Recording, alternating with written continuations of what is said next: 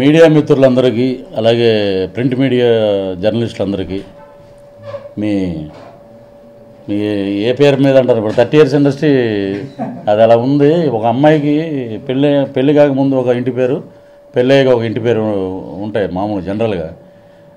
వాడు పెళ్ళికి ముందు 30 years ఇండస్ట్రీ అని ఉండేది. తర్వాత లౌక్యంగా వచ్చాక పెళ్ళి అయిపోయింది, బాయిలింగ్ స్టార్ బబ్బులు అని మారింది ఇంటి పేరు. ఇక్కడికి వచ్చేటప్పటికి మళ్ళీ మొన్న నేను ఏదో ఇంటర్వ్యూలో చెప్పా సరదాగా, మొన్న ఒక ఆడియన్స్ అడుగుతున్నారు ఏమంటే మళ్ళీ పెళ్లి చేసుకున్నారు మీరని. అదేంటన్న శంకరాభరణానికి ఒక పెళ్ళి అయిందండి, పర్సంటేజ్ పర్మిషన్ నేను బెంగాల్ టైగర్ రిలీజ్ అయింది, ఫ్యూచర్ స్టార్ సిద్ధప్ప అని.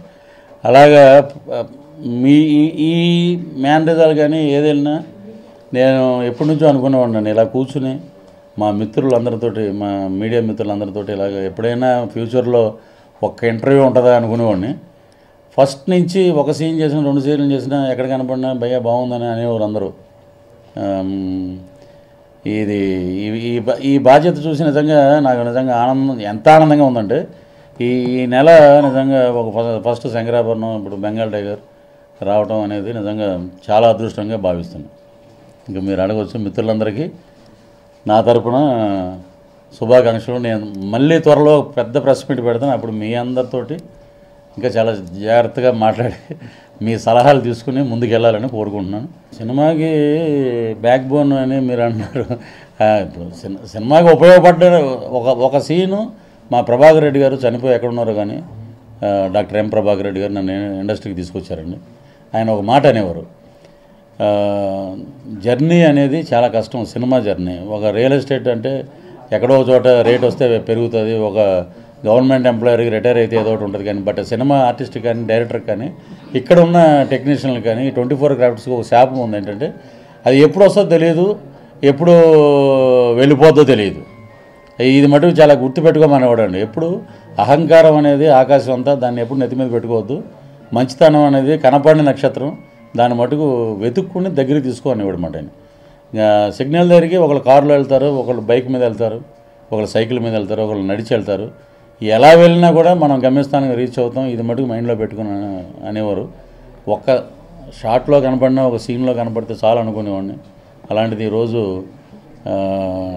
ఈ ఇచ్చిన అవకాశం ఇచ్చిన నాకు ఎంతోమంది దర్శకులు, నిర్మాతలు, రైటర్స్ ముఖ్యంగా వాళ్ళందరికీ నేను ఎప్పుడు జీవితాంతం రుణపడి ఉంటాను అనమాట. ఇంకా బాధ్యత పెరిగిందండి.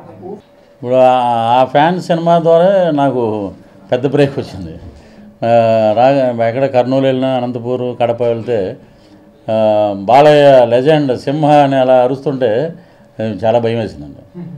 తర్వాత ఇమ్మీడియట్గా డిక్టేటర్ సినిమా, ఆ సినిమాలో ఎప్పుడైనా నేను నమ్మేది ఏంటంటే ఆ సినిమాకి సంబంధించిన ఎపిసోడ్ చేసినప్పుడు, పర్టికులర్ హీరో చేసినప్పుడు ఆ హీరో గొప్పతనాన్ని హైప్ చేసి చూపిస్తే ఫ్యాన్స్ ఇంకా మనల్ని ఎక్కడో పెడతారండి. దాన్ని కించపరిచేటట్టు అసలు చేయకూడదండి. అలాంటి క్యారెక్టర్స్ అసలు నేను చేయనండి. సో ఆ లౌక్యంలో ఆ క్లైమాక్స్లో ఈజ్ లెజెండ్ అంటే బాలకృష్ణ గారు లెగ్స్ అవి మా కనల్ గారు 7 టేకులు 8 టేకులు పట్టియండి. ఆ లెనిన్ ప్యాంట్ తెప్పించి ఆ కంప్రెసర్ పెట్టి అలా ఊగుతుంటే, అలా నడుస్తుంటే ఒరిజినల్ బాలయ్య గారు ఎలాగైతే ఉందో అలా ఉండాలి అని తీశారండి. అది అభిమానులు ఆదరించారు. అది నాకు ఇంకొక ఇది తెచ్చిపెట్టింది, ఆయనతోటి యాక్ట్ చేసే అవకాశం వచ్చింది డిక్టేటర్లో.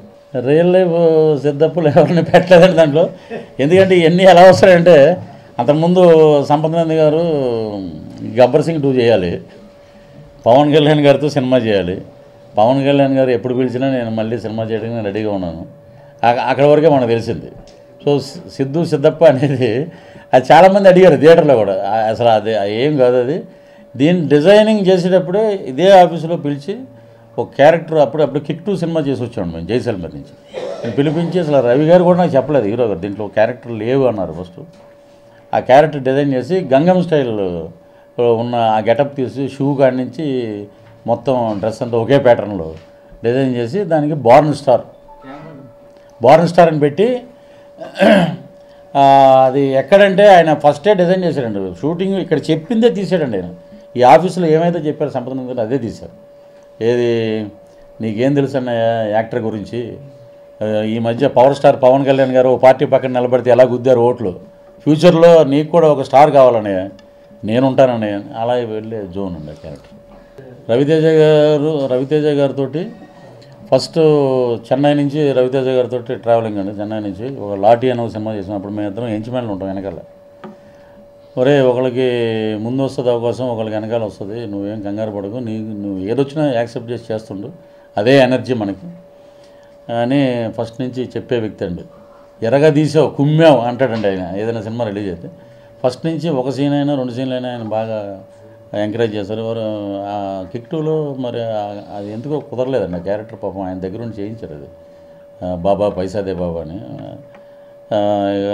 దీంట్లో ఆయన సీన్లో అత్తారింటికి దారి అది క్లైమాక్స్ అది చేసి అప్పటి వరకు నేను ఏ డైలాగ్ చెప్పను, ఆ సీన్ మొత్తం వాడి మీద వెళ్ళనే ఉండి లాస్ట్లో నేను చెప్తాను అన్నారు. అది ఆయన ఏదైతే అన్నారో లాస్ట్లో నేను వచ్చి చెప్తే ఇలోరియస్గా పండుద్ది అన్నారు. అది ఈరోజు కనపడుతుందండి. రవితేజ గారు ఎనర్జీకి ఫ్యాన్, నేను ఫ్రెండ్ అయినందుకు ఇంకా గర్వపడుతున్నాను రవి గారి గురించి. చాలా చక్కటి హ్యూమన్ బీయింగ్ అండి ఆయన. మా ఇద్దరి కాంబినేషన్ బాగుందని అందరూ అంటున్నారు. ఫ్యూచర్లో ఇంకా చేయాలని మనస్ఫూర్తిగా కోరుకుంటున్నాను. నేను మామూలుగా ఒక అవకాశం డైరెక్టర్ గారు ఇచ్చారు, ఇది మనం బాగా చేయాలి, చేయించారండి ఆయన. ఆయనకి ఉందండి, సంపత్ నంది గారు అన్నారు అన్నమాట, ఇది ఇలోరియస్గా ఉంటుంది, ఈ ట్రాక్ పండిందంటే బ్రహ్మాండంగా ఉంటుంది సినిమాలో, ఇది మటుకు బ్లాక్ బస్టర్ ట్రాక్ అయ్యేది. అది ప్రియాని ఇలా కొట్టినప్పుడు ఆ అమ్మాయి ఇంతవరకు అసలు రూప అనేది తెలియదు అంటండి. ఫస్ట్ టైం అలాగా వెళ్ళిపోయి బాబుగారు యాక్సెప్ట్ చేయండి, పదే అక్కడ పడాలంటే చాలా కష్టం అండి. అమ్మాయి పిల్లలు వెళ్ళిపోవటం పైకి వెళ్ళిపోయాక అన్నయ్య షాక్ అయ్యా, అన్నయ్య రేపు నేను మేకప్ వేసుకుని దిగితే 2 రాష్ట్రాల్లో ఉన్న ప్రేక్షకుల పరిస్థితి ఏంటి ఇవి చెప్తుంటాడు. చెప్పంగానే ఆయన లాస్ట్లో ఎందుకన్నయ్య నేను హీరో అవుదాం అనుకుని నేను హీరో ఎందుకు అవ్వలేకపోతున్నాను, నువ్వు ఎందుకు అడ్డుకుంటున్నావో నాకు తెలియదు, కనిపించిన శత్రువుతో అంతర్గత పోరాటం చేస్తున్నానని, కుదిరితే క్షమించు లేకపోతే శిక్షించు, కానీ నాలో ఉన్న నటుని గుర్తించన్నయ్యా, గుర్తించు. ఆహా సిద్ధప్ప గారని ఎంటర్ అవుతాడు రవి గారు. అక్కడ అసలు నిజంగా ఆడియన్స్ చూసి నిజంగా ఎంత బాగా మెచ్చుకున్నారంటే అండి, ఇది నేను నాతోటి చేయించాడు, నేను చేసిన గొప్పతనం కాదు ఇది. అంటే రాధామోహన్ గారు, సంపత్ నంది గారు, వాళ్ళ కో డైరెక్టర్ గారు, వీళ్ళందరూ, మ్యూజిక్ డైరెక్టర్ కూడా లొకేషన్లో ఉండేవాడండి నేను. దీనికి ఇలా రీరికార్డింగ్ చేస్తే బాగుంటుంది, ఇలా చేస్తే బాగుంటుంది అన్నది అది అలా కుదిరిందండి. ఒకరోజు ఒక సిగ్నేచర్ ఒకటి పెట్టామండి, అది ఇంకొక 2-3 చోట్ల పెడితే బాగుందేమో అని అనిపించి నేను చెప్పింది అది హీరో గారు యాక్సెప్ట్ చేశారు. అది ఏదైనా అన్నప్పుడు ఎలా ఎలా ఎలా ఎలా ఎలా అంటూ ఉంటాం, అది హాస్యం లైట్గా తీసుకోండి అని చెప్పి ఆయన అంటాం. అంటే నేను ఓపెన్గా చెప్తానండి అన్నీ. ఏదంటే నేను ఆంధ్ర యూనివర్సిటీ స్టూడెంట్ని, ఇక్కడికి వచ్చాం, మనం ఎంచుకున్నాం ఈ ఫీల్డ్ని ఎంచుకున్నప్పుడు ట్విన్సీ క్లబ్లో నేను ఇన్ఛార్జ్గా ఉండేవాడిని. అవకాశాలు రాక అక్కడికి వెళ్ళి భోజనం చేసేవాడిని, ప్రభాకర్ రెడ్డి గారి క్లబ్లో భోజనం చేసేవాడిని. తర్వాత ఖడ్గం తర్వాత కూడా చాలా మిస్ అయిపోయినాయి క్యారెక్టర్స్. అప్పుడు సానాయాద్ రెడ్డి గారి దగ్గర నేను థియేటర్ ఇన్ఛార్జ్గా ఉండేవాడిని. ఫైనాన్షియల్గా చాలా స్ట్రగుల్స్ పడ్డాం. ఇక్కడ నిలబడాలంటే నాకంటూ బ్యాక్గ్రౌండ్ ఎవరు లేరండి. నన్ను తీసుకొచ్చిన ప్రభాకర్ రెడ్డి గారు సడన్గా ఆయన చనిపోయేటప్పటికి ఏం చేయాలో అసలు అర్థం కాలేదు. సో ఆయన ఆశీస్సులు ఎప్పుడు నాకు జన్మనిచ్చిన తల్లిదండ్రులు, మా అమ్మ నాన్న అయితే నా సినిమా జన్మనిచ్చిన ప్రభాకర్ రెడ్డి గారిని లైఫ్లో మర్చిపోలేనండి. నేను బతికున్నంత కాలం ఆయన పేరు, ఈరోజు ఇక్కడ కూర్చుని మీతో మాట్లాడతానంటే ఆయనే కారకుడు. అసలు వేషాలు అనేవి అసలు లేవండి. అసలు ఇది ఎలాగ ఈ జర్నీ, ఇది ఇన్ని సంవత్సరాలు ఉంటున్నాం ఇండస్ట్రీలో, ఎక్కడైనా మనకు కూడా ఒక కమర్షియల్ బ్రేక్ ఏదైనా గుర్తింపు లాంటిది వస్తుందంటే 2004లో ఖడ్గంలో 30 years ఇండస్ట్రీ అని చెప్పి కృష్ణవంశీ గారు ఇచ్చారండి. అది తర్వాత శ్రీ ఆంజనేయం నేను చాలాసార్లు చెప్పాను, 2 ATM కార్డులు ఇచ్చారు. ఇది విలన్గా అన్నా అయితే విలన్ పక్కన ఉన్న అసిస్టెంట్ కింద కానీ ఏదో కామెడీ పెద్ద స్టార్స్ పక్కన నిలబడగలిగేటానికి ఒక కార్డు ఇచ్చాడు, పర్వాలేదు అనుకో. దాని మీద 30 years city, 30 years industry, 30 years trade, అలాగా మేనరిజం ఎంఎస్ గారు చెప్పేవారండి. మనకు వచ్చిన మేనరిజం క్లిక్ అయిందాన్ని వదలకూడదు, దాన్ని అలా కంటిన్యూ చేసి ఉన్నది.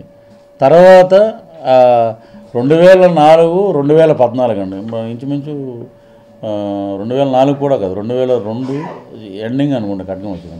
12 ఏళ్ళు స్ట్రగుల్ అండి. అటు ఫైనాన్షియల్గా మనం సెటిల్ కాలేదు, అలాగే ఉన్నాం. ఎప్పుడైనా కలాం తల్లి మనల్ని ఆదుకోపోద్దు అని ఒక ఆశతోటి అలాగే కష్టపడి పనిచేసాం. శ్రీధర్ సిపాన, అహనా పెళ్ళంట, పూలరంగడు, భీమవరం బుల్లోడు, లౌక్యం. నాకు దేవుడిచ్చిన తమ్ముడుతనం అలాగే వర్కౌట్ అయిందండి. ఆ సినిమా ద్వారా కొంచెం లౌక్యం ద్వారా కొంచెం ఒక ఇతని మీద ఇవ్వచ్చు క్యారెక్టరు అనుకునే ఒక నమ్మకం ఏర్పడ్డాక శంకరాభరణం వచ్చింది. తర్వాత బంజుంటాయి. నేను ఇప్పుడు ఈ సినిమా వచ్చేసిందని చెప్పి ఇంత రెమ్యునరేషన్ అంత రెమ్యునరేషన్ అలా చేయనండి. ఏది ఇచ్చినా యాక్సెప్ట్ చేసి చేస్తానండి. రెమ్యునరేషన్ గురించి అసలు ఎక్కడ మీడియాలో కూడా గొడవ రాదు నా గురించి. అది చాలా తప్పు అంటాను నేను. ఎందుకంటే ఇప్పుడు ఫస్ట్ టీవీ సీరియల్ చేసేటప్పుడు 1000 రూపాయలు ఇచ్చేవారండి, 50 రూపాయలు కన్వీనియన్స్ ఇచ్చేవారు. ఈ కొంతమంది చెప్పుకోరు I born and brought up at ఇది, లేకపోతే I used to go tiffin chutneys అండి, ఆడ ఇక్కడే బండి తీరేది అంటాడు. ఇప్పుడు కారు ఎక్కిన కాడి నుంచి కథలే మారిపోతుంటాయి. ఇది ఒక సినిమాలో పెడుతున్నామండి, శ్రీధర్ చెప్పాను, కారు ఎక్కిన కాడి నుంచి కథ మారిపోద్ది. వాడు కొంచెం పేరు రాగానే అమ్మా అక్కడ పలానా చోట ఆ టిఫిన్ ఉంటుంది తీసుకొచ్చావా, ఇక్కడ టిఫిన్ కంప్లీటు, అలాంటివి నాకు అసలు నచ్చదండి. ఇప్పటికీ మీరు అడగండి, నేనే క్యారేజీ నేనే తెచ్చుకుంటాం. మా అసిస్టెంట్లు కూడా అందరం కలిసి భోజనం చేస్తాం. బయట అసలు ప్రొడ్యూసర్కి సంబంధించి ఒక టీ తాగుతుంది తప్పితే మిగతా ఏం అసలు మేము వాడమండి. హెల్త్ కాన్షియస్ అనుకోండి, ఇంకోటి అనుకోండి, ఇది పెడితే హెల్త్ పోద్దని కాదు. అంటే మనం ఎవరికి బర్డన్ కాకూడదు. ఇప్పుడు 1000 రూపాయలు ఇచ్చిన వాళ్ళు తర్వాత అదే ఈటీవీలో 7500 ఇచ్చారు. వాళ్ళకి తెలుసండి. ఇప్పుడు ఆర్టికల్ ఏదైనా సరే సాలబిలిటీ ఉంటేనే ఏదైనా చేయగలుగుతారు. ఇది కోట్ల మీద ఉన్న వ్యాపారం, వాళ్ళే మనల్ని ఆదరిస్తారండి అంతే. నేనైతే ఈ సినిమా హిట్ అయిపోయింది, రేపు ఏంటమ్మా అన్నామంటే నెక్స్ట్ కింద ఉంటాం. అది అసలు నేను ఎప్పుడు చేయనండి. ఎందుకంటే దిగువ స్థాయి నుంచి వచ్చినాను, ఎటువంటి బ్యాక్గ్రౌండ్ లేదు. ఎవరు నన్ను ఏమన్నా ఏంట్రా ఒక ఆయన అన్నాడండి, ఏంట్రా నెట్లో రాయించుకుంటున్నావంట అని. నెట్లో నేను రాయమంటే రాస్తారా? ఇంటర్వ్యూలు మీరు చెప్పమని చెప్తారా? ఇది ఒక సినిమా ఉంది, ఒక నటుడు నిలబెట్టాలని మీడియా ఇచ్చిన సహకారం ఇది. అంతేగాని నేను ఎవరికి కాంపిటీషన్ కాదండి. నాకు ఒక లైన్ చెప్పాడు భవ్యానంద్ గారు, ఒక లైన్ చెప్పారు, సౌఖ్యం లౌక్యం, లౌక్యం వచ్చే లౌక్యంగా ఉండు, సౌఖ్యం వచ్చాక సరదాగా ఉంటాడు. ఆ బాహుబలి ఇది కూడా ఫస్ట్ అసలు ఆ క్యారెక్టర్ కాదండి, వేరే క్యారెక్టరు ఇది. తర్వాత ఈ క్యారెక్టర్ వద్దులే, వేరే ఏదన్నా వేషం చేస్తే బాగుంటుందంటే బాహుబలి మేము ఎడిదిరిగి ఆ జిమ్ చేస్తున్నాం కాబట్టి అది అలా ఉపయోగపడిందండి. శివయ్య క్యారెక్టర్ ప్రభాస్ గారిని ఎక్కడ తగ్గించకుండా శివయ్య ఎలా ఉంటాడో అలాగే తీశారు. అది కట్టప్ప కృష్ణభగవాన్ గారు ఇచ్చేయండి అంటే ఇచ్చేస్తారు, నాకు ఆ కెమెరా ఇచ్చేయండి అంటే ఇచ్చేస్తారు ఎవరు. ఇప్పుడు మీరున్నారు, మీ జేబులోంచి ఏదైనా ఇచ్చామంటే ఎవరు. ఒక స్టార్ కమెడియన్ పాత్రని ఇప్పుడు నాకు సోమన్ బాబు గారు చనిపోయి ఎక్కడ ఉన్నారు కానీ మహానుభావుడు, నేను ఇండస్ట్రీకి వెళ్ళే ఒకసారి ఒక హీరోని చూడాలి, సోమన్ బాబు గారు నా ఫేవరెట్ హీరో, చూడాలండి అని ప్రభాకర్ రెడ్డి గారిని అడిగితే ఇంటికి తీసుకెళ్ళాడు ఆయన మెడ్రాస్లో. ఆయన చూడంగానే ఒరే మన క్యారెక్టర్ మందే, నేను ఎప్పుడు అందరూ వెళ్ళిపోయాక సైకిల్ వేసుకుని వెళ్ళేవాడిని ఆఫీసులకి. సోమన్ బాబు పృథ్వీ అలా ఉండు నువ్వు. ఇప్పుడు నా క్యారెక్టర్ సోమన్ బాబు వేస్తాడంటే నేను చాలా హ్యాపీ ఫీల్ అవ్వాలండి. సోమన్ బాబు గారి క్యారెక్టర్ నేను వేస్తాంటే నేను చాలా హ్యాపీ ఫీల్ అవుతాను. కొన్ని సంవత్సరాల నుంచి వెనకాల నిలబడి బ్యాక్గ్రౌండ్లో నిలబడి ఎప్పుడు ఇస్తే మనం నమ్ముకునే భార్య పిల్లలు వీళ్ళందరూ నిలబెట్టాలి. ఇది శాశ్వతమైన ఫీల్డ్ కాదు, ఎప్పుడు అయిపోతుందో తెలియదు. ఎప్పుడైనా దేవుడు ఈ సినిమాని నమ్ముకున్నాం, ఈ కలంతలు నమ్ముకున్నాం, ఎప్పుడైనా మనకి ఏదన్నా విందు భోజనం పెడుతుందని ఎదురు చూసేవాడినే తప్ప ఒక స్టార్ కమెడియన్ లాగేసుకుని మా పవన్ కళ్యాణ్ గారు ఒక మాట అన్నారు చూసారు, అది ఉంది, ఇస్తే తీసుకో లాక్కోకు, అదే పాలసీ నేను ఫాలో అవుతానండి. మార్పు అంటే ఏముండదు. ఇప్పుడు ఉగాది నుంచి మార్చికి ఇప్పుడు ఒక ప్రాసెస్ ఉందని చెప్పేస్తున్నాను మిత్రులందరూ మన ఫ్రెండ్సే కాబట్టి 6 ప్యాక్ చేస్తున్నాను ఒక సినిమా కోసం. అదే మార్పు. అస్సలు లేదండి, చేయని వాళ్ళే అలా మాడతారు. నేను ఆల్రెడీ ఇప్పుడు ఏమంటుందంటే ఒక రూఫ్ కట్టేసి వదిలేస్తారు చూసారు బిల్డింగ్, అలాగే ఆల్రెడీ రూఫ్ కట్టేసి వదిలేసాం. కరెక్ట్గా 1 మంత్ షూటింగ్ అంటే అది వచ్చి బయటికి తీసుకొచ్చేస్తాం రెడీ. అంతే. అంటే అది ఒక పెద్ద హీరో, మన తమిళ్లో ఉన్న పెద్ద హీరో, ఆయన పేరు కూడా చెప్పేస్తాను, అజిత్ గారు. దాంట్లో ఒక బ్రహ్మాండమైన క్యారెక్టరు, మోగోడు, లాస్ట్లో ఫైట్లో షర్ట్ ఇప్పితే ఏంటి అనేది జనాలు అనుకోవాలి. నువ్వు ఎంట్రీయే నీది அந்த மாதிரி இருக்கணும் ఎంట్రీ ఇల్లామే రెగ్యులర్గా పడిన వేస్ట్ దానికోసం రోజు కష్టపడతాం thank you sir thank you సీతామహాలక్ష్మిని చూడడం అదే మొదటిసారి ఆ క్షణం నుంచి ఈ క్షణం వరకు సీతామహాలక్ష్మికి మొగుడవ్వాలనుకున్నా